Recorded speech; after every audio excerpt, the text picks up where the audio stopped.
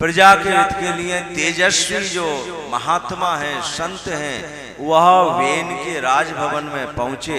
और दुष्टों का एक स्वभाव होता है, वह सज्जनों का तेज कभी भी सहन नहीं कर पाता है। तो इधर से जैसे ही संत महापुरुष आए, वेन सहन नहीं कर पाया और उसकी मृत्यु हो गई। अब प्रजा तो प्रजा है, बहाना चाहिए बस चिल्लाने का, तो फिर चिल्लाने लगे, अरे दुष्ट था, कष्ट था, कुछ भी था, पर राजा तो था। अब ये राजा तो मर गया, बिना राजा के हमारी रक्षा कौन करेगा? तो फिर बहुत जोर से प्रजा में हाहाकार मचा। तो इन संतों ने वेन की जंघा का मंथन किया, और जब वेन की जंघा का मंथन किया तो इसके जितने भी पाप हैं, इसके जितने भी अशुभ संस्कार हैं, वो एक काले, भद्दे, कुरूप, ठिगने पुरुष के रूप में उत्पन्न हुए। और उन्होंने संतों से पूछा, हमारे लिए क्या आज्ञा है? तो संतों ने कहा, निषाद, यानी वहां जाकर बैठ जाओ। इन्हीं के वंश में आगे चल के निषाद राज हुए, जिन्होंने भगवान श्री राम की सेवा की और अपने पूर्वजों को उनके पापों से मुक्त किया, देह पवित्र हो गया। जब उन महापुरुषों ने, संतों ने वेन के शुद्ध देह की भुजाओं का मंथन किया, तो लक्ष्मी नारायण के अवतार साक्षात पृथु महाराज और उनकी पत्नी अर्ची महारानी का प्राकट्य हुआ। बोलो पृथु महाराज की। अब महाराज का प्राकट्य हो गया तो प्रजा जय जयकार करने लगी, पृथु महाराज की जय हो, पृथु महाराज की जय हो, पृथु महाराज की जय हो। पृथु महाराज ने सबको रोका, समझाया, भाई किस बात की जय जयकार कर रहे हो? प्रजा ने कहा, आप हमारे राजा हैं, हम आपकी प्रजा है, प्रजा का धर्म है राजा की जय जयकार करना, तो हम कर रहे हैं। पूछा, मुझसे पहले भी तो एक राजा था, उसकी जय जयकार तो नहीं की? तो प्रजा कहने लगी, महाराज वो तो बहुत दुष्ट था। तो पृथु महाराज कहते हैं कि आपको कैसे पता कि मैं सज्जन हूं? अभी आपस में कोई व्यवहार थोड़ी हुआ है, बस अभी प्राकट्य हुआ है। पृथु महाराज ने बहुत सुंदर एक उपदेश दिया कि जय जयकार स्वरूप की नहीं, स्वभाव की करना चाहिए। किसी के स्वभाव से हम प्रभावित हो जाएं, वह जो जय जयकार होती है वो जीवन भर होती है। और किसी के स्वरूप से हम प्रभावित हो जाएं, वह जो जय जयकार होती है वो ज्यादा समय की नहीं होती है। अभी पक्ष में हो रही है, पता चला कल विपक्ष में चालू हो जाए। तो पृथु महाराज कहते हैं कि अच्छा एक बात बताओ, मैं आपके लिए क्या करूं? प्रजा ने हाथ जोड़कर कहा कि वेन के शासन में पृथ्वी ने अपनी उर्वरा शक्ति को छुपा लिया, अन्न नहीं होता है, फल फूल नहीं होता है, आप कुछ ऐसा करें कि पृथ्वी फिर से हरी भरी हो जाए। तो पृथु महाराज ने हाथ जोड़कर पृथ्वी का आवाहन किया। पृथ्वी देवी एक गौ के रूप में प्रकट हो गई। बोलो गौ माता की जय। हाथ जोड़ के पृथु महाराज कहते हैं कि हे पृथ्वी देवी, आप अपनी उर्वरा शक्ति को फिर से प्रकट कर दें। तो पृथ्वी देवी ने मने कर दिया, बोले नहीं करूंगा। क्रोध आया, धनुष बाण निकाला कि मेरे साथ आप युद्ध करें और युद्ध में मैं विजय प्राप्त करके जो जो मुझे चाहिए सब प्राप्त कर लूंगा। और जैसे ही युद्ध के लिए तैयार हुए, पृथ्वी देवी प्रसन्न हो गई। और पृथ्वी देवी कहती है कि हे पृथु महाराज, मैं देखना चाहती थी आपके अंदर राजाओं के लक्षण हैं अथवा नहीं है। जो राजा जिंदगी भर हाथ जोड़ता रहे, पृथ्वी देवी कहती है वो राजा अच्छा राजा नहीं होता है। और जो राजा जीवन भर युद्ध करता रहे, वो राजा भी अच्छा नहीं होता। राजा वही श्रेष्ठ है जो प्रजा के हित में यदि हाथ जोड़ना पड़े तो हाथ जोड़े, और यदि युद्ध करना पड़े तो युद्ध से भी पीछे ना हटे। और ये राजाओं के दोनों जो लक्षण हैं, ये दोनों लक्षण आपके अंदर विद्यमान है। मैं आपसे प्रसन्न हूं। अपनी प्रजा के लिए आपको जिन जिन वस्तुओं की आवश्यकता है उन सभी का आप दोहन कर लें। और पृथु महाराज ने सभी वस्तुओं का दोहन किया। सारी प्रजा पूर्ववत प्रसन्न होगी। ये ध्रुव महाराज का वंश है। इनके वंश में आगे चल के पृथु महाराज के पुत्र हुए विजिताश्व महाराज। विजिताश्व महाराज के पुत्र हुए हविर्धान और हविर्धान के पुत्र हुए बर्हिषद। और यही बर्हिषद इस संसार में प्राचीन वर्री के नाम से विख्यात हुए हैं। समुद्र की कन्या शतद्रुति से इन्होंने विवाह किया। 10 पुत्र हुए और ये 10 पुत्र प्रचेता नाम से विख्यात हुए। प्राचीन वर्री बहुत बड़े कर्मकांडी थे। जीवन में इतना कर्मकांड किया कि पृथ्वी कुशा से भर गई। कर्मकांड में कुशा की आवश्यकता होती है ना। जो पंडित जी कराते हैं तो वो एक लकड़ी सी होती है कुशा। एक बार देवर्षि नारद जी वहां से निकले। थोड़ा सा ज्यादा है, कम करा। देवर्षि नारद जी ने कि इस कर्मकांड के द्वारा आप क्या चाहते हैं? तो प्राचीन वर्री कहते हैं कि भाई इस कर्मकांड के द्वारा हम पूर्ण सुख प्राप्त करना चाहते हैं। देवर्षि नारद जी ने कहा पूर्ण सुख उसे कहते हैं जब दुख का आत्यांतिक नाश हो जाए। जीवन में थोड़ा भी दुख ना रहे तब व्यक्ति पूर्ण सुखी होता है। तो आपको जीवन में पूर्ण सुख प्राप्त हो गया। प्राचीन वर्री ने कहा बस थोड़ा सा रह गया, ये दूर हो जाए तो हम पूर्ण सुखी हो जाएंगे। नारद जी कहते हैं जो थोड़ा सा दुख रह गया है ना, जिंदगी में कभी पूरा नहीं होगा। जैसे किसी वृक्ष को जब हम काटते हैं, बहुत बड़े पेड़ पौधे हो जाए ना तो कटाई कर देते हैं। बोले सर्दी आ गई, धूप नहीं आ रही है, इसको काट दो नीचे से। तो वृक्ष को हमने काट दिया, लेकिन उसकी जड़ अभी पृथ्वी में रहती है। समय व्यतीत होता है, नई नई डालियां उसमें उत्पन्न होती हैं और कुछ समय के बाद वह वृक्ष फिर बहुत बड़ा हो जाता है। देवर्षि नारद जी कहते हैं ठीक इसी प्रकार इस संसार का मनुष्य जब जीवन में अतिशय कष्ट का अनुभव करता है तो अपने जीवन के कष्ट रूपी वृक्षों की डालियों को अनेक उपायों के द्वारा काट देता है, छांट देता है और सोचता है कि दुख जीवन से समाप्त हो गया। लेकिन जिंदगी में दुख की जड़ होती है।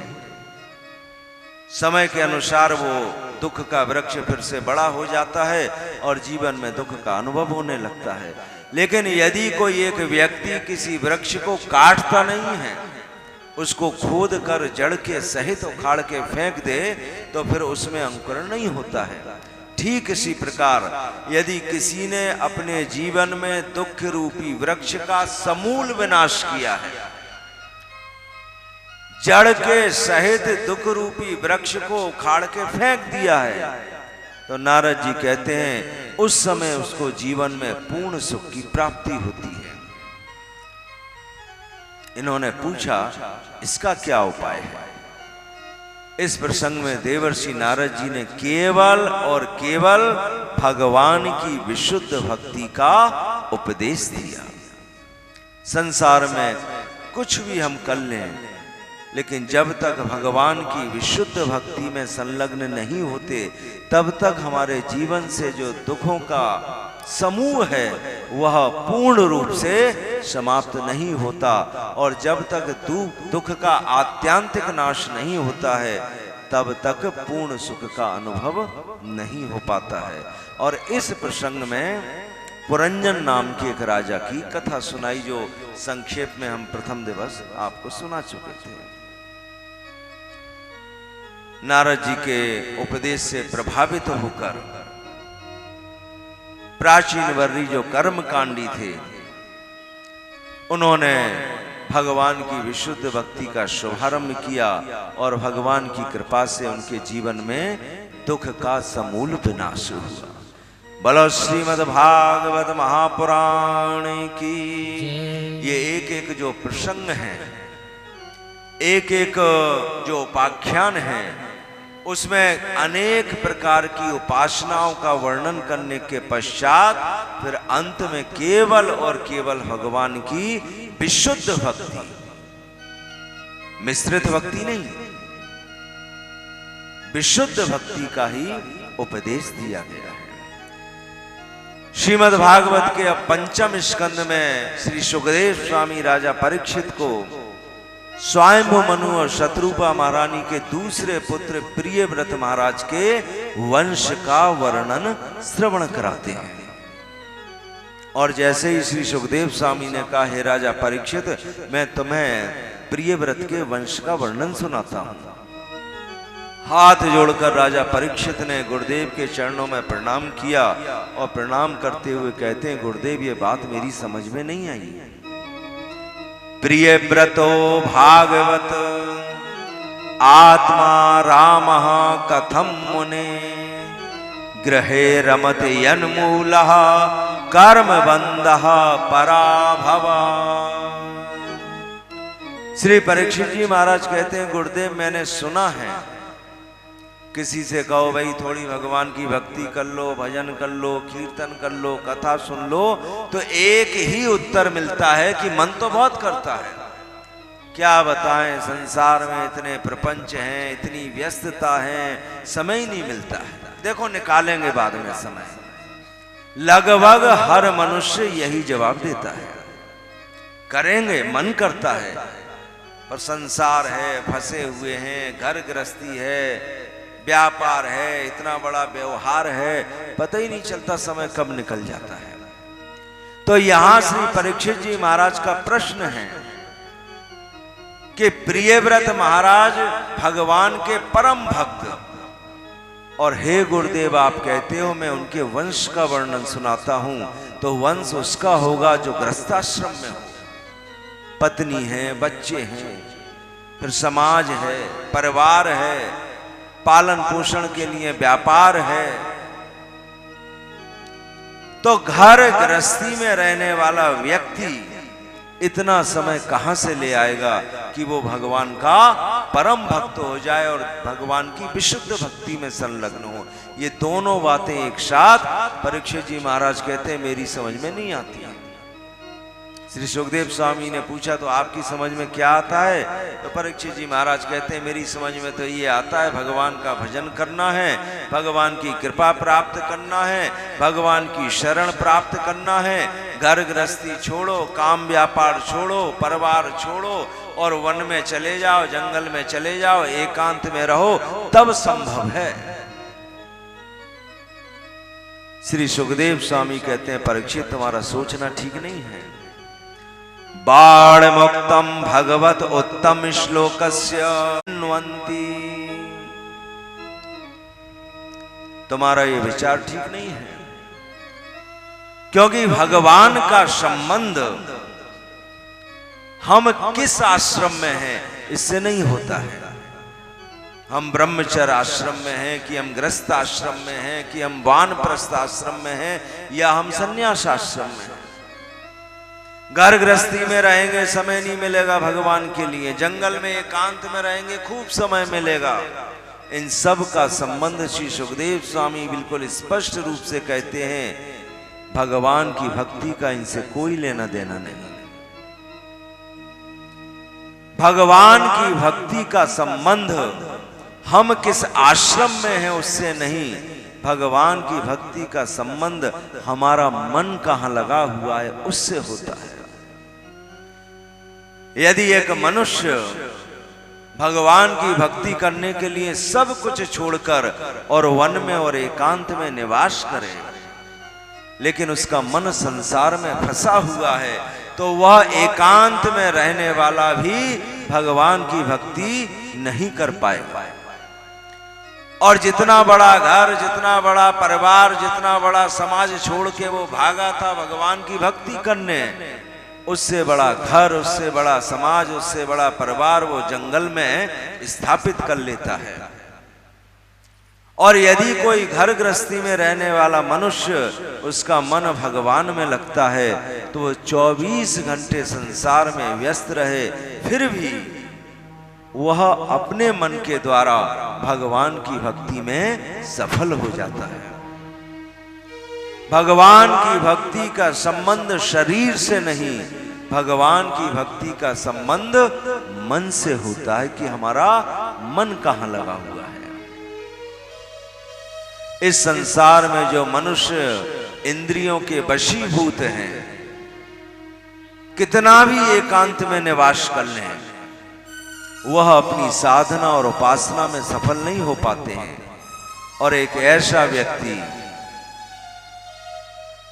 जिसका मन भगवान के चरणों में समर्पित है, 24 घंटे संसार में व्यस्त रहे फिर भी भगवान की विशुद्ध भक्ति का पात्र बन जाता है। जैसे जो भौरा होता है, भ्रमर, वो कमल के फूल का मकरंद पान करता है और उसका स्वाद लेता है। एक बार एक मक्खी ने भौरे से कहा, अब वो मक्खी तालाब के किनारे पे रहती थी और भौरा जो है तालाब के बीच में जाके कमल के फूल का मकरंद पान करता था। तो रोज आते जाते भौरा और मक्खी में दोस्ती हो गई। मक्खी बोली, अरे भ्रमर, आप तो हमारी और तुम्हारी दोस्ती हो गई और बड़ी पक्की दोस्ती है, तो एक काम करो ना, एक बार मुझे भी ले चलो, मैं भी कमल के फूल का मकरंद का स्वाद लूं, कैसा स्वाद है उसमें। भौरे ने कहा, ठीक है, सूर्योदय होता है, कमल का फूल खिल जाता है, मैं आऊंगा और मेरे साथ चलना। सूर्योदय हुआ, कमल का पुष्प खिला, भ्रमर आया, मक्खी से उसने कहा, चलो चलो चलते हैं, मकरंद का पान करेंगे। भौरा और मक्खी दोनों एक साथ उड़े।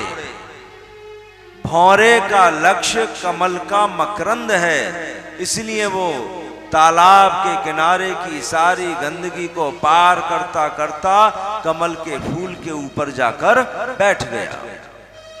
और जो मक्खी है उसकी दृष्टि जैसे ही किनारे पे पड़ी हुई गंदगी पे पड़ी, उसने भौरे का साथ छोड़ा, वापस लौटकर आई और वहीं तालाब के किनारे भिनभिनाने लगी।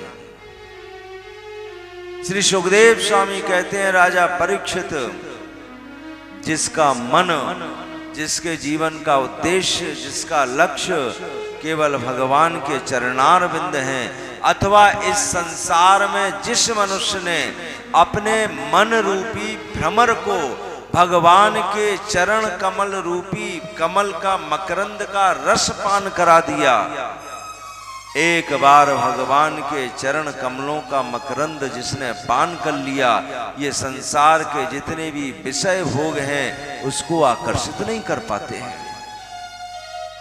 और जैसे मक्खी है, चाहती तो है पर अंदर संसार घुसा हुआ है, वह चाह कर भी उस मकरंद तक नहीं पहुंच पाती है।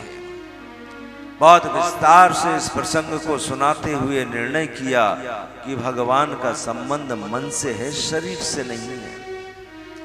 शरीर संसार के लिए, मन भगवान के लिए। जिनके जीवन का ऐसा नियम होता है वो 24 घंटे व्यस्त रहें फिर भी भगवान की कृपा के पात्र बन जाते हैं। और ऐसे ही हैं श्री प्रियव्रत महाराज, भगवान के परम भक्त, स्वयंभू मनु और शत्रुपा महारानी के पुत्र हैं। प्रजापति विश्वकर्मा की पुत्री से इन्होंने विवाह किया, 10 पुत्र हुए इनके। सबसे बड़े पुत्र हैं आग्निद्र जी महाराज। ब्रह्मा जी की सभा की एक गायिका है पूर्व चित्ती, उससे इन्होंने विवाह किया। 9 वर्ष में 9 संतान उत्पन्न करके ब्रह्मा जी की सभा में वापिस चली गई। इनके पुत्र हैं नाभि महाराज। मेरु देवी से इन्होंने विवाह किया और इनके यहाँ दिगंबर सन्यासियों के धर्म को प्रकट करने के लिए ऊर्ध्वरेता मुनि श्री ऋषभ देव जी महाराज का प्राकट्य हुआ। बोलो श्री ऋषभदेव जी महाराज की। ऋषभदेव जी महाराज का जयंती से विवाह हुआ, 100 पुत्र हुए। माता और पिता का धर्म होता है कि जिस कार्य में संतान का हित हो उसकी शिक्षा अवश्य देते हैं। तो संसार की सारी शिक्षाएं तो देते हैं, लेकिन साथ ही साथ धर्म की शिक्षा भी देते हैं। तो एक बार ऋषभदेव जी महाराज ने अपने सारे 100 पुत्रों को बुलाया, सारे 100 पुत्रों को एक साथ बिठाया और उन्हें तप का उपदेश दिया। ये जो समय है, इस समय ईश्वर की प्राप्ति का साधन तप था। बच्चों से कहते हैं, हे पुत्रों, ये जो मनुष्य का शरीर प्राप्त हुआ है, 3 लक्षण प्रमुख हैं, आहार, विहार और निद्रा। संसार का कोई भी मनुष्य हो, 3 चीजें जरूर चाहिए उसे।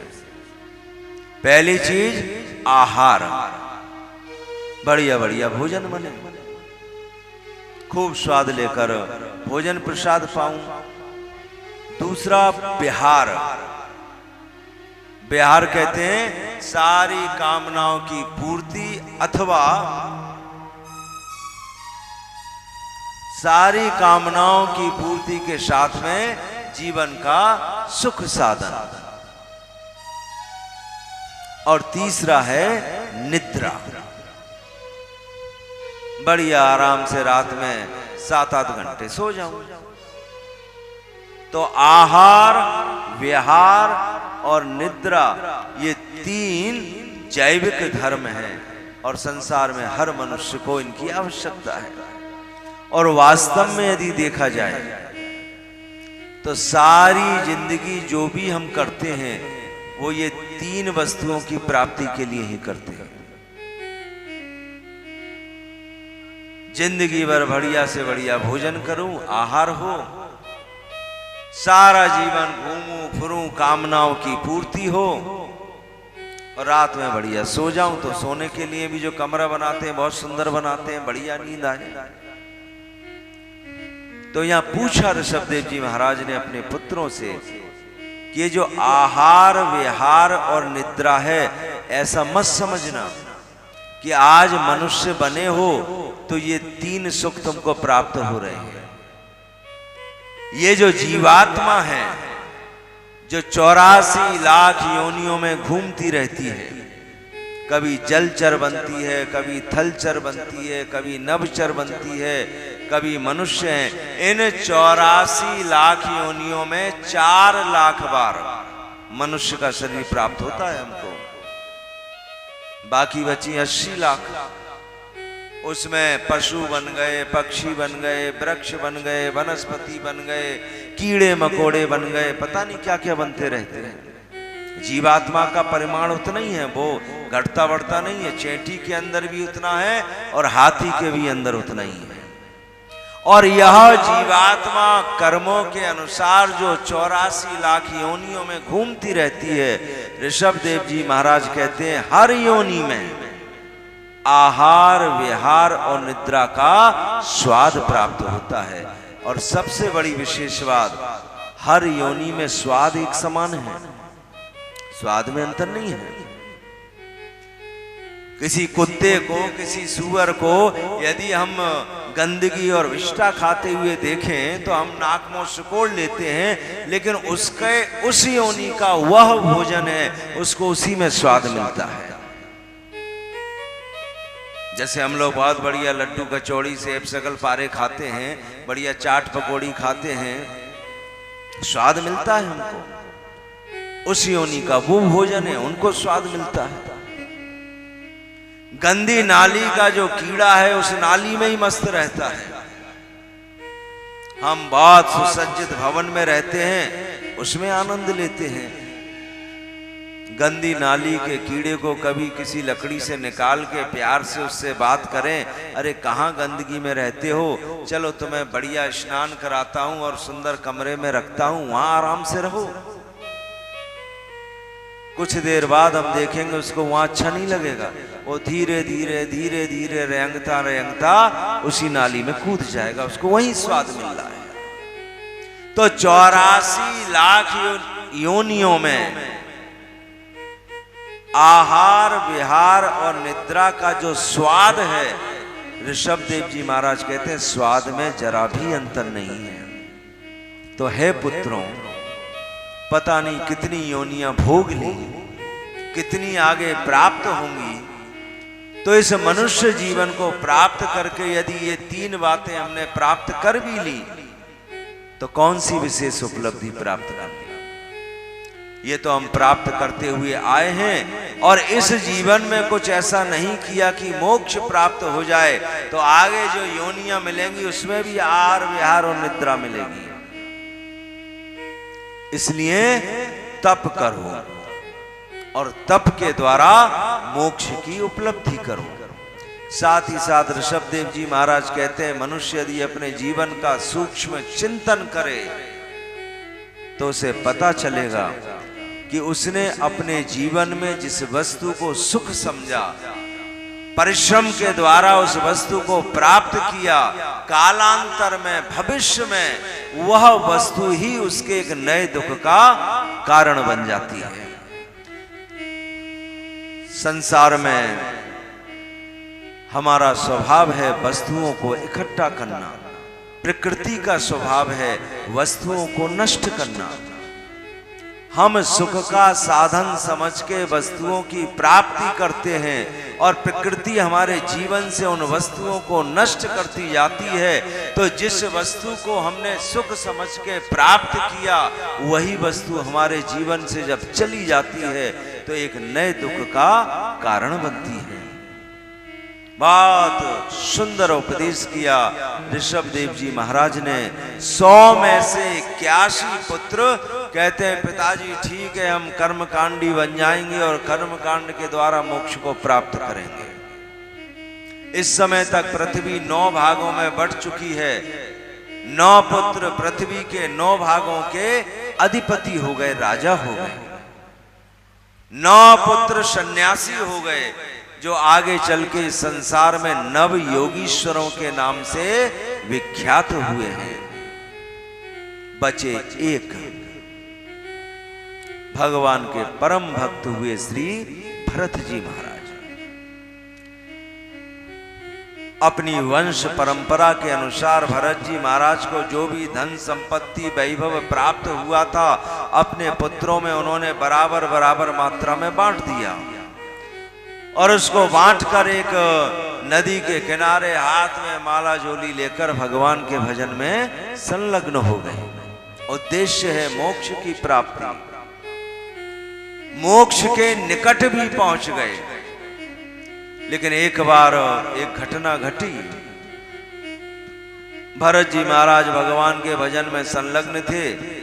एक गर्भवती हिरणी उस नदी में जल पीने को आई। उसी समय जंगल में किसी सिंह की गर्जना हुई। उसने, अब हिरण का हृदय बहुत कोमल होता है, पीछे से कोई सिंह आके मुझे मार ना दे, मुझे खा ना जाए,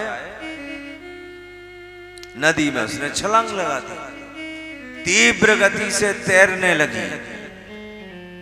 परिश्रम के कारण उसका प्रसव उसी नदी में हो गया। बच्चा धीरे धीरे नदी में डूबने लगा।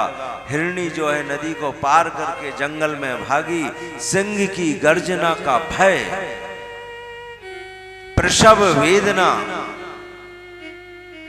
अधिक परिश्रम जो उसने किया इसके कारण जंगल में जाके उसकी मृत्यु हो गई। भरत जी महाराज ये दृश्य देख रहे हैं, उनके मन में दया आ गई। ददया सर्वभूतेषु, श्रीमद् भागवत के 11वें स्कंद में वर्णन आता है। इस संसार में जो सज्जन होते हैं उन सज्जनों का एक लक्षण है प्राणी मात्र के ऊपर दया का भाव होना। किसी को आवश्यकता है उस पर दया करें, उसका सहयोग करें। अब दया नामे रुचि वैष्णव सेवान जहा होइते धर्म नाही, सुनो सनातन। एक सनातन गोस्वामी हुए हैं बंगाल में, जब हुसैन साहब बादशाह का राज्य था तो उनके राज्य के वो प्रधानमंत्री थे। जब प्रधानमंत्री थे तो उनका नाम था संतोष देव। जब भक्ति मार्ग में आए तो उनका नाम हो गया सनातन गोस्वामी। वैराग्य हुआ, राजा ने बंदी बना लिया, क्योंकि उस समय बंगाल और उड़ीसा में युद्ध चल रहा था। कुछ स्वर्ण मुद्राएं प्रदान की इन्होंने, जो भी था उस समय जेलर, उसने धीरे से छोड़ दिया, वहां से निकल गए। और इनका जब मिलन हुआ चैतन्य महाप्रभु से तो उन्होंने 3 बातें बताई हैं, जिसके अंदर ये 3 बातें हैं, समझ लो वो भगवान का परम भक्त है। उसमें सबसे पहली बात यही बताई है, जीवे दया, प्राणी मात्र के ऊपर दया का भाव होना। वैष्णव सेवन, वैष्णव कहते हैं जो कृष्ण भक्त या विष्णु का भक्त होता है या राम भक्त होता है, भगवान का भक्त वैष्णव कहलाता है। किसी परम वैष्णव का संग करना, ये दूसरा लक्षण है। और नामे रुचि, नामे यानी भगवान का नाम। सारे शास्त्र कहते हैं कि कलयुग में केवल भगवान के नाम की ही महिमा है। सारा वेद, पुराण, श्रीमद् भागवत, अंतिम ग्रंथ माने तो रामचरितमानस, कलयुग केवल नाम आधारा, केवल नाम। नामे रुचि, तो नामे रुचि का अर्थ ये नहीं है कि कीर्तन में बैठ के खूब भगवान का नाम ले लें तो हमारी नाम में बहुत रुचि हो गई, या कोई सामने से आता हुआ दिखाई दे जाए तो ढोलक मजीरा बजा लें और नाम ले लें। नामे रुचि का अर्थ है कि हम कहीं भी जा रहे हैं और कहीं दूर से भगवान का नाम हमारे कान में पड़ जाए तो हमारे चलते हुए कदम कुछ क्षण के लिए अपने आप रुक जाए। और ये 3 लक्षण जिसके अंदर हो, समझना चाहिए उसके ऊपर ईश्वर की विशेष कृपा है। और श्रीमद् भागवत में भी वर्णन आया है 11वें स्कंद में, ददया सर्वभूतेषु, किसी 1-2 के लिए नहीं कहा है, अपने अपने जो होते हैं खास उनके ऊपर तो सब दया कर देते हैं। या अपने और पराये का मतलब नहीं है, सर्व यानी सभी के ऊपर, चाहे परिचित हो अपरिचित हो, उससे कभी जिंदगी में मिलना हो कभी ना मिलना हो, कोई मतलब हो ना मतलब हो, बस लगा इसे आवश्यकता है, सहायता कर दी, दया कर दी।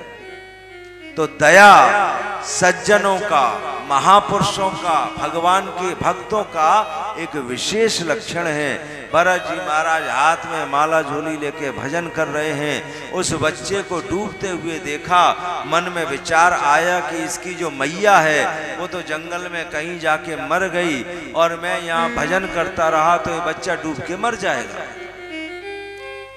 ऐसा भजन श्रेष्ठ भजन नहीं कहलाएगा। तो भरत जी महाराज उठे और नदी में छलांग लगाई और उस बच्चे को निकाल के लाए और अपनी गोदी में बैठा के उसको पहुंचा और पुचकारने लगे।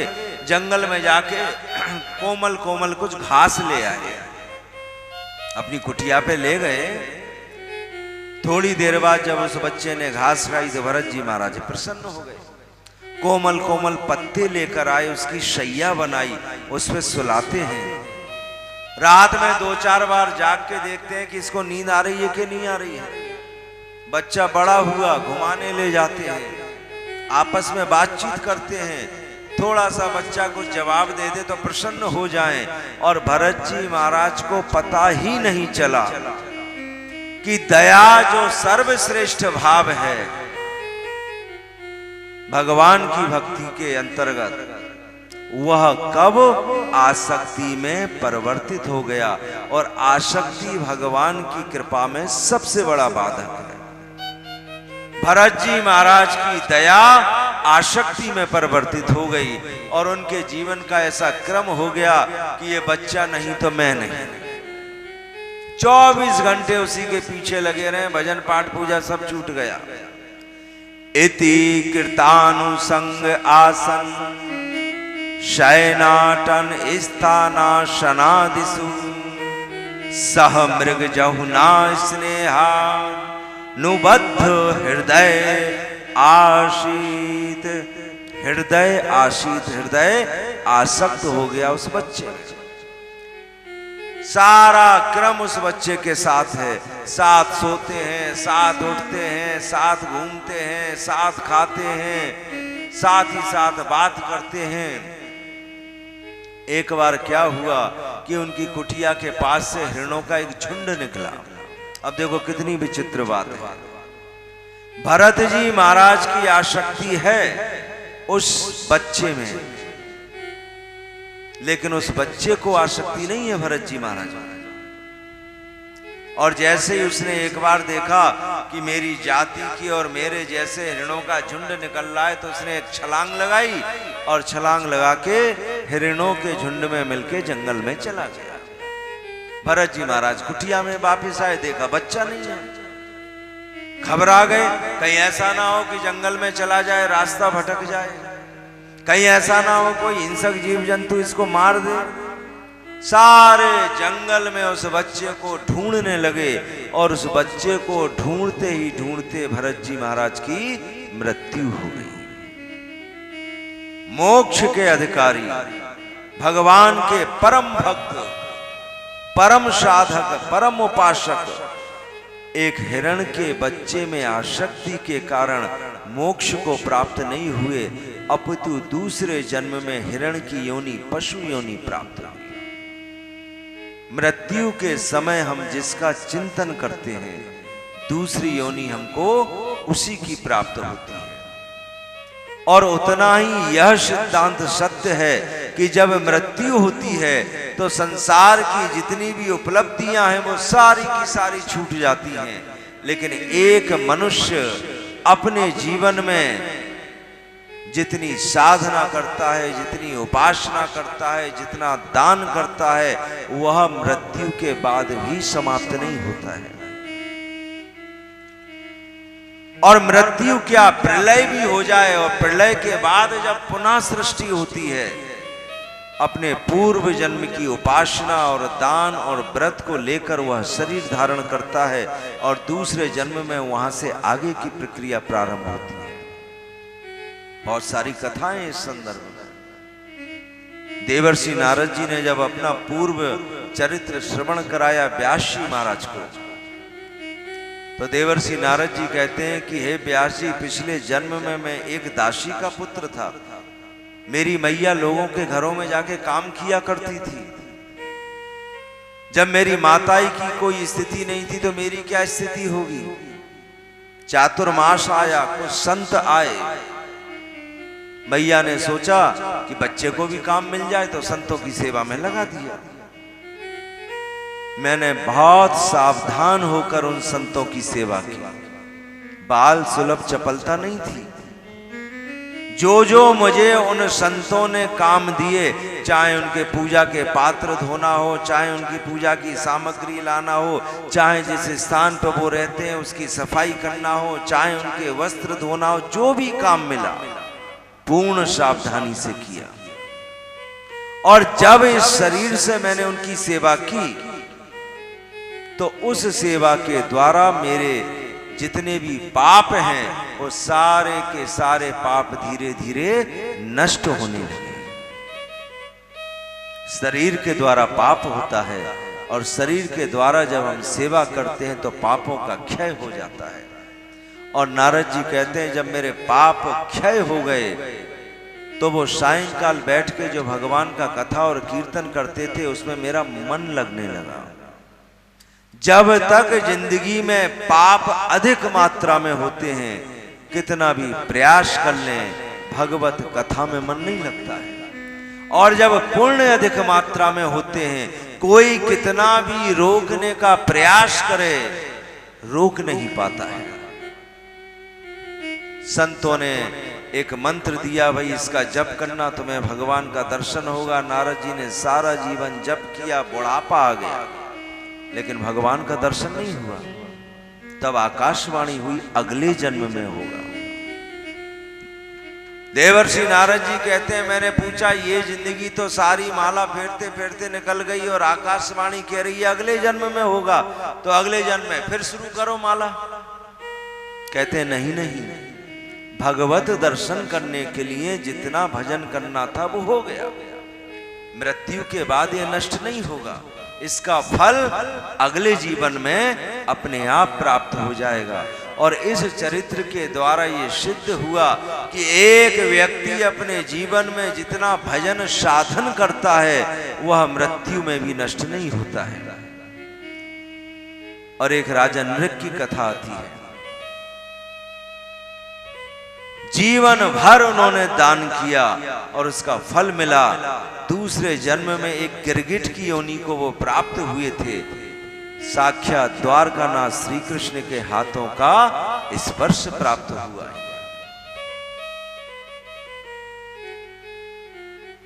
तो सारी भौतिक उपलब्धियां समाप्त, लेकिन भजन साधन सुरक्षित रहता है। तो पशु जरूर बने, साधना सुरक्षित है। थोड़े ही समय में पशु की योनि से भी छुटकारा हो गया।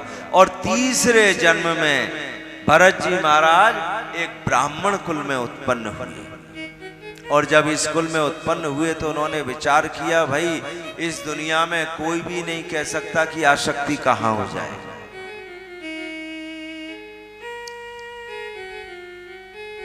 आसक्ति का जो नियम है, कहां हो कोई भी कुछ ना कह पाए। किसी की धन में आसक्ति है, किसी की परिवार में आसक्ति है, किसी की समाज में आसक्ति है, किसी की अपने आप में आसक्ति है, किसी की ज्ञान में आसक्ति है। बच्चे पढ़ते रहते हैं ना, मैया कहती रहे बेटा कुछ खा लो, बेटा कुछ खा लो। अब बेटे के हाथ से किताब ही नहीं छूटे, ज्ञान में आसक्ति है। किसी की संगीत में आसक्ति है, बैठ गए बजाने तो घंटों निकल गए पता ही नहीं है। किसी की यदि समाज परिवार में आसक्ति नहीं है तो पशुओं में भी आसक्ति हो जाती है। तो आसक्ति कब किस में हो जाए कोई कुछ नहीं कह सकता। तो इस तीसरे जन्म में इन्होंने विचार किया कि मोक्ष प्राप्त करने के लिए जो साधन करना है वो मैं कर चुका हूं, बस एक जन्म बिना पाप और बिना पुण्य के मुझे व्यतीत करना है और मुझे मोक्ष मिल जाएगा। तो एक काम करूं, इस जन्म में कुछ भी काम ना करूं, कहीं ऐसा ना हो कर्म में आसक्ति हो जाए। इसलिए ना सुनूंगा, ना देखूंगा, ना बोलूंगा। और किसी मैया के ऐसे बच्चा हो जाए तो मैया तो कैसे भी धैर्य धारण कर ले, पर मिलने जुलने वाले नहीं, चैन लेने दे। अरे तुम्हारा बच्चा सुनता नहीं है, सही बोलता नहीं है, इसको दिखाई नहीं देता है, गूंगा है, बहरा है, क्या है। तो सारे मोहल्ले में हल्ला मच गया, इस बच्चे में बुद्धि नहीं है, ये तो जड़ है।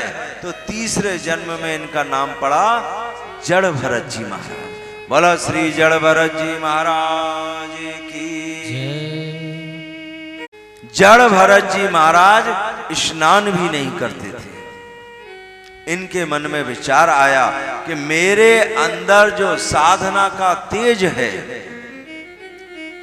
यदि संसार में कोई मेरे तेज से प्रभावित हो गया और उसकी कोई मनोकामना पूरी हो गई तो सारे संसार में ये विख्यात हो जाएगा कि एक बाबा जी है, बोलता नहीं है, मौनी बाबा है, पर उसका दर्शन करके हाथ जोड़ के जो भी मांगे मिल जाता है। तो फिर एक लंबी लाइन लग जाएगी। इसलिए अच्छा है स्नान मत करो, नहाओ मत। जैसे तेज सर्दी पड़ती है ना, तो 2-4 दिन जो नहीं नहाते हैं, थोड़ा ऐसे करें तो मैल निकलता है। यद्यपि ये जो मैल है इसमें इतनी सामर्थ्य नहीं जो तपस्या के तेज को रोक ले, फिर भी जैसे बादल का एक टुकड़ा होता है, उस बादल के टुकड़े में इतनी सामर्थ्य नहीं कि सूर्य का तेज रोक ले, लेकिन फिर भी यदि सूर्य के सामने कोई बादल का टुकड़ा आ जाए तो वहां पर छाया हो जाती है, प्रकाश रुक जाता है। ऐसे ही जड़ भरत जी महाराज की तपस्या का जो तेज है वो रुक गया। भाइयों ने कहा कि एक काम करो पिताजी, कि हमारे जो खेत हैं, फसल खड़ी हुई है, चोर जो हैं फसल काट के ले जाते हैं, खेतों पे बिठा दें तो इनका हट्टा कट्टा जो शरीर है उसको देखकर चोर नहीं आएंगे। तो जड़ भरत जी महाराज को खेतों पे बिठा दिया गया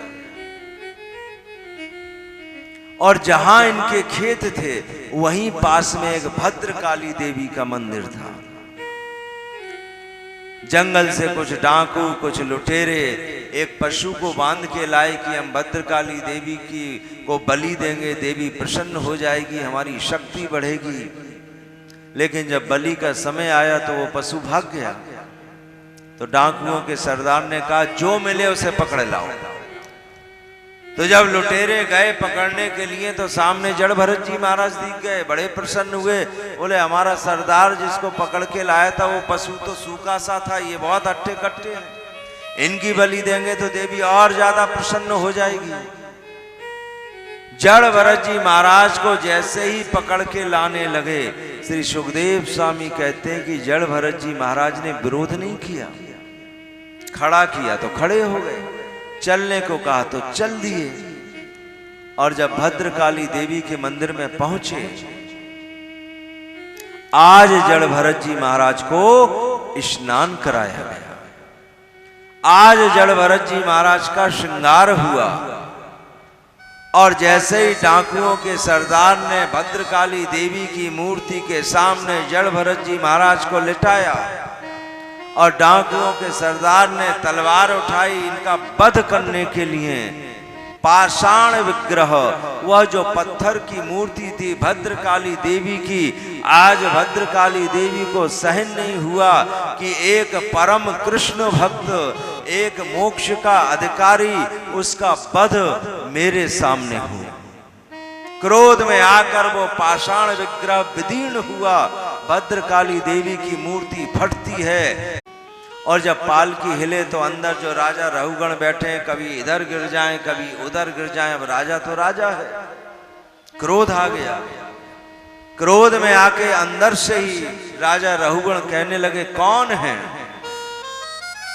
कौन है जो पालकी को सही लेकर नहीं चलता है, जानते नहीं अंदर कौन बैठा हुआ है, बंदी बना लूंगा, दंड दूंगा। जैसे ही राजा रहुगण ने ये कहा तो पहली बार जड़ भरत जी महाराज ने अपनी वाणी का प्रयोग किया और अपनी वाणी का प्रयोग करते हुए कहते हैं, हे राजन, किसको बंदी बनाओगे, मुझे बंदी बनाओगे या मेरे अंदर जो आत्म तत्व है उसे बंदी बनाओगे? और जो पालकी में बैठा हुआ है वह राजा है, उसका शरीर राजा है, या उसके अंदर जो जीवात्मा है वो राजा है? जैसे ही राजा रहुगण ने ये सुना, पालकी रुकवाई, पालकी से नीचे उतरे, पूछा कौन था जिसने जवाब दिया। सारे कहारों ने संकेत किया महाराज ये बोल रहे थे। राजा रहुगण ने हाथ जोड़कर क्षमा मांगी और क्षमा मांग के कहते हैं, बस यही ज्ञान प्राप्त करने के लिए मैं कपिल मुनि के पास जा रहा था। मैं राजा हूं, कोई कमी नहीं मेरे पास, सारा ऐश्वर्य मेरे पास है, वैभव मेरे पास है, धन संपत्ति मेरे पास है, प्रजा मेरे पास है, मुझे संसार में किसी भी वस्तु की कोई लालसा नहीं है। बस जीवन में एक इच्छा है कि ये जो भगवत तत्व है, ये जो ईश्वर तत्व है, इसकी प्राप्ति कैसे होती है, इस विषय को जानने के लिए मैं कपिल मुनि के पास जा रहा था। और मुझे तो ऐसा लगता है कि स्वरूप बदल के कहीं आप ही तो कपिल मुनि नहीं हो। मैंने जो अपराध किया उसके लिए क्षमा मांगता हूं और आप मुझे भगवत तत्व प्राप्ति का उपदेश प्रदान करें। राजा रहुगण जड़ भरत जी महाराज के चरणों में अवस्थित हुए। जड़ भरत जी महाराज कहते हैं, हे राजा रहुगण, रहुगणई तत तपसा न याति, न चेज्जया निर्वपणाद् गृहाद्वा, न च छन्दसा नैव जलाग्नि, सूर्यैर्विना महत्पाद रजोभिषेकम। हे राजा रहुगण, संसार में बहुत सारी उपासनाएं हैं। कोई तप करता है, कोई यज्ञ करता है, कोई वैदिक कर्म करता है, कोई अतिथियों की सेवा करता है, कोई गृहस्थोचित धर्मानुष्ठान करता है, कोई जल देवता की पूजा करता है, कोई अग्नि देवता की पूजा करता है, कोई सूर्य देवता की पूजा करता है। ये संसार में जितनी भी पूजाएं हैं, ये संसार में जितनी भी उपासनाएं हैं, इनके द्वारा भगवान नहीं अपितु संसार की उपलब्धियां प्राप्त होती हैं। ये अनेक प्रकार की पूजाओं का, उपासनाओं का, साधनाओं का जो क्रम है, इनसे हमारी कामनाओं की पूर्ति होती है, इनसे संसार की उपलब्धियां प्राप्त होती हैं। इन सब का संबंध भगवान से नहीं है। राजा रहुगण कहते हैं, मुझे संसार की उपलब्धि से कोई लेना देना नहीं है, सब कुछ मेरे पास है और आवश्यकता नहीं है मुझे। आप तो केवल मुझे वह उपदेश दें जिससे भगवत तत्व की सुगमता से प्राप्ति हो जाए। बिना महत्पाद रजोभिषेकम। जैसे ही राजा रहुगण ने ये कहा तो श्रीमद् भागवत के पंचम स्कंद की 12वें अध्याय के 12वें श्लोक में जड़ भरत जी महाराज ने केवल एक ही बात कही, बिना महत्पाद रजोभिषेकम। हे राजा रहुगण, जीवन में कुछ भी कर लिया जाए, भगवत तत्व तभी प्राप्त होता है जब किसी जीव ने उसके गुरुदेव के जहां चरण पड़ते हैं और गुरुदेव के चरणों का स्पर्श प्राप्त किए हुए जो रज है, उस रज को अपने माथे पे उसने तिलक के रूप में धारण किया हो। बिना महत्पाद रजोभिषेकम। जिस मनुष्य को अपने जीवन में अपने गुरुदेव के चरणों की रज से अभिषेक करने का सौभाग्य प्राप्त नहीं हुआ, वो संसार में कुछ भी कर ले, उसे ईश्वर तत्व की प्राप्ति नहीं हो सकती है। केवल और केवल इस प्रसंग में जड़ भरत जी महाराज ने महापुरुषों की, संतों की अथवा सदगुरुदेव के चरणों की रज जो है उसको धारण करने का एक ही उपाय बताया कि यही उपाय है जिससे ईश्वर तत्व की प्राप्ति होती है। बड़ा विस्तृत और सुंदर ये उपदेश है श्रीमद् भागवत में। कथा क्रम में आप सभी को बड़े संक्षेप में निवेदन किया। बोलो श्रीमद् भागवत महापुराण जय। कि नाचो तेरे अंगना में, कि नाचो तेरे अंगना में, ओढ़ के चुनरिया। तद वैचित्र्यम लोकस्य कथम इति। श्रीमद् भागवत के पंचम स्कंद के अंत में बहुत सारे नरकों का वर्णन है। परीक्षित जी महाराज ने पूछा, इतने सारे नरक क्यों बना दिए? पुण्य कर्म करने वाले स्वर्ग और पाप कर्म करने वाले नरक। श्रीमद् भागवत में लगभग 28 प्रकार के नरकों का वर्णन है। कर्म करने वाले जो मनुष्य हैं, अपने स्वभाव के अनुसार अपने गुणों के अनुसार उनकी श्रद्धाओं में भेद रहता है। सत्व गुण में अवस्थित अलग, रजोगुण में रहने वाला अलग, और तमोगुण में रहने वाला अलग। जो जिस स्वभाव का है, यदि वह सत्कर्म करता है, पुण्य कर्म करता है, तो उसको स्वर्ग के भोग प्राप्त होते हैं मृत्यु के बाद। यदि कोई निषिद्ध कर्म करता है, असत कर्म करता है, तो उसको नरक की यातनाएं प्राप्त होती हैं मृत्यु के बाद। कर्म करने वाले मनुष्य अलग अलग प्रकार के होते हैं, इसलिए इतने सारे नरकों की व्यवस्थाएं की गई हैं। हम अपनी जिंदगी में जो पाप और पुण्य करते हैं, हमारे शरीर में इतनी ताकत नहीं है, हमारे शरीर में इतनी सामर्थ्य नहीं है कि हम इस शरीर से अपने द्वारा किए हुए पाप और पुण्य का फल भोग लें। शरीर फट जाएगा। इसलिए ऐसी व्यवस्था की गई कि जितना हमने असत और पाप कर्म किया, उसका अधिकांश भाग नरक में यातना के रूप में, और जितना हमने सत्कर्म किया, पुण्य कर्म किया, उसका अधिकांश भाग स्वर्ग में भोग के रूप में प्राप्त करने के पश्चात थोड़ा सा पाप और थोड़ा सा पुण्य जो ये शरीर सहन कर सकता है, वह देकर हमको ये प्रदान किया जाता है। और पाप और पुण्य के फल ही हम जीवन भर दुख और सुख के रूप में प्राप्त करते हैं।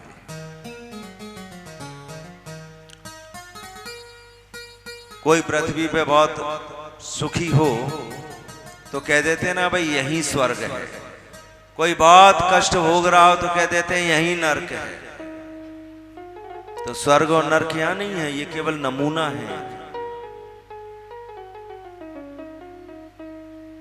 अधिकांश मात्रा वहां पर हम भोग लेते हैं। फिर जिंदगी में जब पुण्य का समय आता है तो सुख, और जब पाप का समय आता है तो दुख। ये सुख और दुख को भोगने के लिए ही हमको ये शरीर दिया जाता है।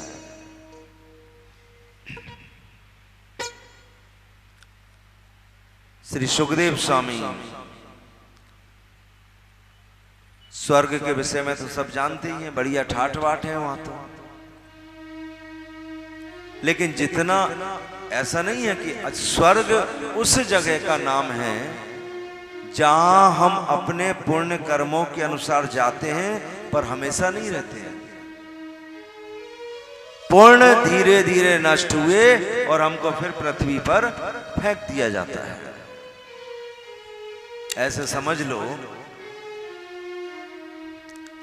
साल भर मेहनत की, 1 लाख रुपए बचा लिए, कहीं घूमने चल दिए, रुपया खर्च हो गया, अपने घर वापस आ गए। अब हम सोचें अड़ जाएं कि हम नहीं जाएंगे तो जहां घूमने गए, जिस होटल में ठहरे, वो अपने आप निकाल देगा, बोले भैया जाओ, पेमेंट हो तो रुको, नहीं तो जाओ। बस ऐसी स्वर्ग की व्यवस्था है। सारा जीवन जो हमने देवताओं का यजन किया, देवताओं का पूजन किया, पुण्य कर्म किए, उसके अनुसार स्वर्ग में हमें उतना समय भोग प्राप्त हो जाते हैं। और जितना हम पाप करते हैं उसके अनुसार नरक की यातनाएं प्राप्त होती हैं। यहां भी स्वर्ग नरक है और वहां भी स्वर्ग नरक है। और नरक जो है दक्षिण दिशा में, पृथ्वी से नीचे जल के ऊपर अवस्थित है। एक एक करके सारे नरकों का वर्णन किया है। नरकों का वर्णन बहुत डरावना है, भय लगने लगता है, लेकिन कथा का क्रम है। वैसे हम कथा कीर्तन वालों का नरक से कोई लेना देना नहीं है। भगवान की आज्ञा है यमराज को कि एक घर में भी यदि कृष्ण नाम, भगवान का नाम और कथा कीर्तन हो रहा हो तो केवल वही घर नहीं, बोले उस सारे मोहल्ले को, कॉलोनी को छोड़ देना, वहां जाने की जरूरत नहीं है। पर फिर भी डरना जरूरी है। भय बिन होत ना प्रीत। अगर भय समाप्त हो गया तो प्रेम नहीं हो पाएगा। भय बिन होत ना प्रीत, प्रीत यानी प्रेम। प्रेम उतना ही अच्छा होगा जितना उसमें भय होगा, डर होगा। तो इसलिए श्री सुखदेव स्वामी ने नरकों का वर्णन भी सुना दिया। एक नरक है तामिश्र नरक। तामिश्र नरक की यातना वह मनुष्य भोगता है जो अपनी शक्ति के प्रभाव से किसी का धन, किसी की संपत्ति, किसी की संतान का हरण कर लेता है। मृत्यु के बाद इस असत कर्म का उसे यातना मिलती है। तामिश्र नरक में उसको भोजन नहीं दिया जाता है। बोले कोई खाना पीना नहीं, जैसे भूख से कोई तड़पता है ऐसा उसे वहां अनुभव होता है। एक अंध तामिश्र नरक है। इसमें सब बुद्धिमान लोग जाते हैं, क्योंकि अभी तो शक्ति के द्वारा धन संपत्ति का हरण किया। लेकिन कुछ संसार में ऐसे भी लोग हैं जो शक्ति का प्रयोग नहीं करते हैं, वो छल करते हैं। साथ में रहेंगे, बढ़िया बातचीत करेंगे, खूब खाएंगे पिएंगे, वो तो जब पता चलता है जब कागज में नाम बदल जाए, बोले भैया तुम्हारा मकान हमारे नाम हो गया, अब निकलो यहां से। छल के द्वारा जो किसी की संपत्ति का हरण करते हैं वो अंध तामिश्र नरक की यातना भोगते हैं। एक रौरव नाम का नरक है। श्री सुखदेव स्वामी कहते हैं रौरव नरक की यातना वह भोगता है जो मैं और मेरा परिवार। जरूरत सबकी होती है। एक मनुष्य को जिंदगी में सब चीजों की जरूरत है। सूर्य का हम प्रयोग करते हैं, वायु का हम प्रयोग करते हैं, जल का हम प्रयोग करते हैं, समाज का प्रयोग करते हैं, मित्रों का प्रयोग करते हैं। इन सब के द्वारा हम अपने जीवन को सुंदर बनाते हैं। और जब करने की बात आती है तो भैया मैं और मेरा घर, और किसी से मुझे कोई मतलब नहीं। रौरव नाम के नरक की यातना भोगता है। एक महारौरव नरक है। इसमें वो लोग जाते हैं जो अपने परिवार को भी छोड़ देते हैं।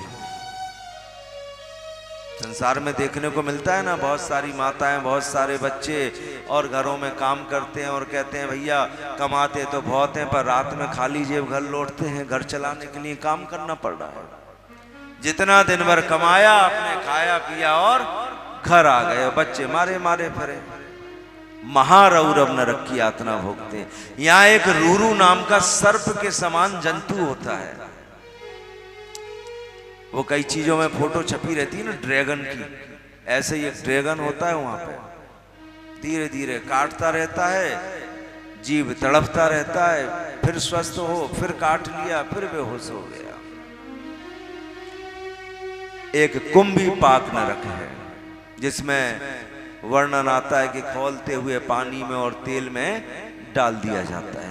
काल सूत्र 80 पत्र वन, 80 पत्र वन नरक की यातना वह मनुष्य भोगता है। देखो शास्त्रों में छूट दी गई है। कहीं जिंदगी में कोई काम बिगड़ रहा हो या कन्या की शादी हो या हमें बहुत ज्यादा जरूरत है तो थोड़ा बहुत घोटाला कर लो तो शास्त्र कहते छूटे कोई पाप नहीं है। लेकिन आपत्ति नहीं है, आवश्यकता नहीं है। आपत्ति ना होने पर भी जो धर्म का आश्रय लेकर पाखंड करता है उसे 80 पत्र वन नरक की यातना प्राप्त होती है। धर्म के बहुत बड़े बड़े आयोजन होते हैं ना, कमेटियां बन जाती हैं, खूब चंदा होता है और सारी रसीद जमा हो जाती है। उसमें अपना भी पेट्रोल, अपना भी चाय नाश्ता, अपना भी घूमना फिरना, बोले सबकी रसीद बनाते जाओ और बिल बना के दे दिया। बोले भैया इतने पैसा है, इतना बिल हो गया, हिसाब किताब बराबर। तो श्रीमद् भागवत में वर्णन आया कि जरूरत हो तो कर लो, कोई पाप नहीं लगेगा। लेकिन जरूरत नहीं है सामर्थ्यवान हो, फिर भी धर्म का आश्रय लेकर तुमने आज ये पाखंड किया है, वो संपत्ति का दुरुपयोग किया है। 80 पत्र वन नरक की यातना प्राप्त होती है। इन नरकों में जैसे एक धातु की कोई चादर हो, उसको गर्म कर दिया जाए। इस समय यदि सड़क पे हम नंगे पैर चलें तो कितना पैर जलता है, और यदि कोई धातु लगी हो, तांबा लगा हो, लोहा लगा हो, तो और कितना गर्म होगा। तो ऐसे वहां गरम गरम धातुओं के फर्श हैं और नंगे पैर उस पर चलाया जाता है। बोले चलो, चलते चलते पैर में जब फपोले पड़ गए तो जीभ गिर जाता है, तो शरीर जलता है, तड़फता है, यातना प्राप्त होती है। सुकर्मुक, अंधकूप, कृमि भोजन, संदंश, शब्द सूर्मी, वज्र कंटक, शालमली, वैतरणी, ये सब नरकों के नाम हैं। लगभग इन सारे नरकों में एक नरक का नाम हर एक ने सुना है, जिसको वैतरणी कहते हैं। आपने सुना होगा या किसी को उपदेश भी दिया होगा। जब गौ सेवा का उपदेश देते हैं ना, अरे भाई गौ की सेवा कर लो, वैतरणी से तर जाओगे, ऐसा सुना है या कहा है? सुना है, कहा नहीं। तो जिससे सुना उससे लड़ाई नहीं की, क्यों? है? वो सीधे सीधे क्या कह रहा है?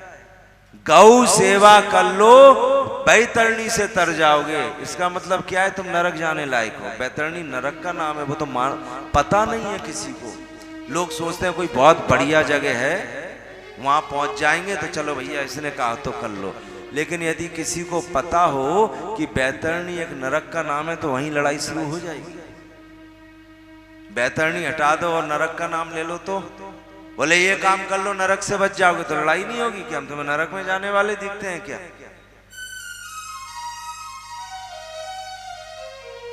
हाँ, यदि गौ सेवा का उपदेश देना हो तो ये कह के दे लो, भाई गौ सेवा करो, कान्हा जी प्रसन्न हो जाएंगे, तो बात ठीक है। ये नरक की बात क्यों कर रहे हो? नरक क्यों जाएंगे?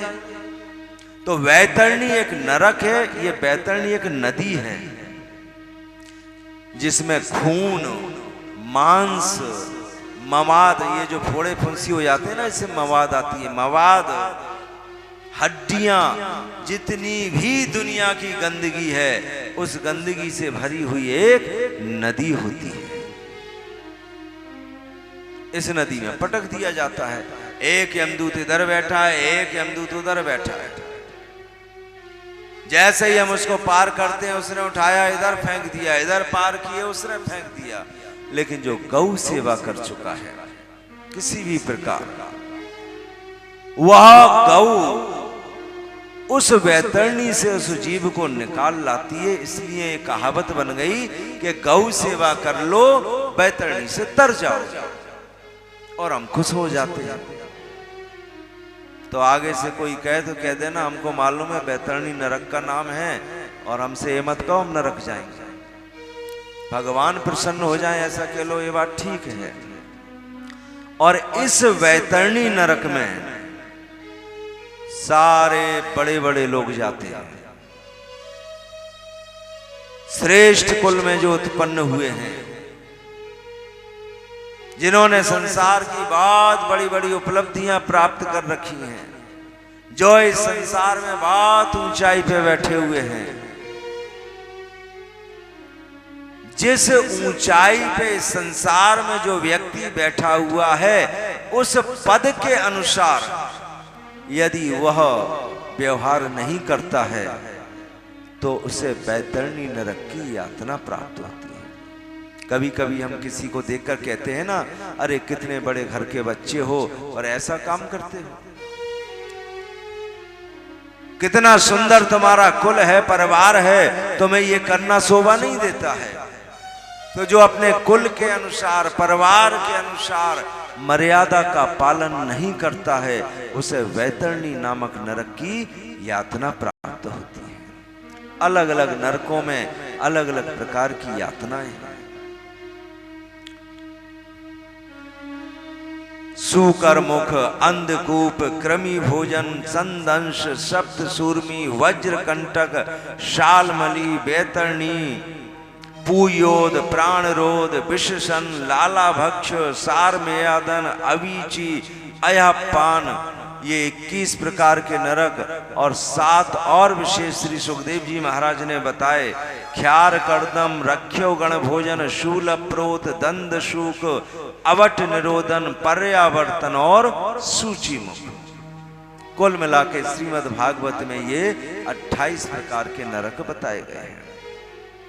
अब यहां हमारे मन में एक प्रश्न उठ सकता है, पाप किया इस शरीर ने, पुण्य किया इस शरीर ने, ये तो यहीं रह गया, फिर वह कौन सा शरीर है जिसे स्वर्ग के भोग और नरक की यातना प्राप्त होती है? तो इसको समझने के लिए बड़ा सीधा सीधा उदाहरण है कि जब हम रात्रि में सोते हैं, बड़ा सुंदर हमारा कमरा है, चारों तरफ से सुरक्षित है, वातानुकूलित है, सुगंधित है, आराम से मखमल की चादर पे हम सोए हुए हैं, कोई डर नहीं। लेकिन हम एक स्वप्न देखते हैं, जैसा स्वप्न देखें, अच्छा स्वप्न देखें, बुरा स्वप्न देखें, मान लो स्वप्न में कोई किसी घाटियों में फंस गया, कुछ लोग उसका पीछा कर रहे हैं, डर रहा है, भाग रहा है, तो भागते भागते एक संग नींद खुल जाती है। और जब नींद खुलती है तो हृदय की धड़कन बढ़ी हुई है, पसीने की बूंदें आई हुई हैं, मुंह का पानी सूख जाता है। फिर हम लोग सोचते हैं अरे हम तो सपना देख रहे थे, पानी पीते हैं, फिर सो जाते हैं। मान लो कोई सुंदर स्वप्न देख रहे हैं तो सोते सोते मुस्कुराने लगते हैं। कहीं कोई प्रिय मिल गया तो सोते सोते बड़बड़ाने भी लगते हैं। तो वह कौन सा शरीर है जो स्वप्न में कहीं गया, उसके साथ जो व्यवहार हुआ उसका प्रभाव इस शरीर के ऊपर पड़ा? अनुभव वैसे ही होता है। हमारा शरीर तो आराम से सोया हुआ है, फिर कौन सा शरीर है जो डरा और प्रभाव इस शरीर पे हो गया? प्रसन्न हुआ स्वप्न में और प्रभाव इस शरीर पे हो गया, और पता नहीं कहां कहां दुनिया में घूम फिर के हम फिर आ जाते हैं इस शरीर में। तो श्री सुखदेव स्वामी कहते हैं कि वह जो स्वप्न में शरीर जाता है वही शरीर होता है जिसको स्वर्ग और नरक की यातना प्राप्त होती है। परीक्षित जी महाराज ने नरकों का वर्णन श्रवण किया तो गुरुदेव के चरणों में प्रणाम करते हुए कहते हैं, गुरुदेव नरकों का इतना भयानक वर्णन है।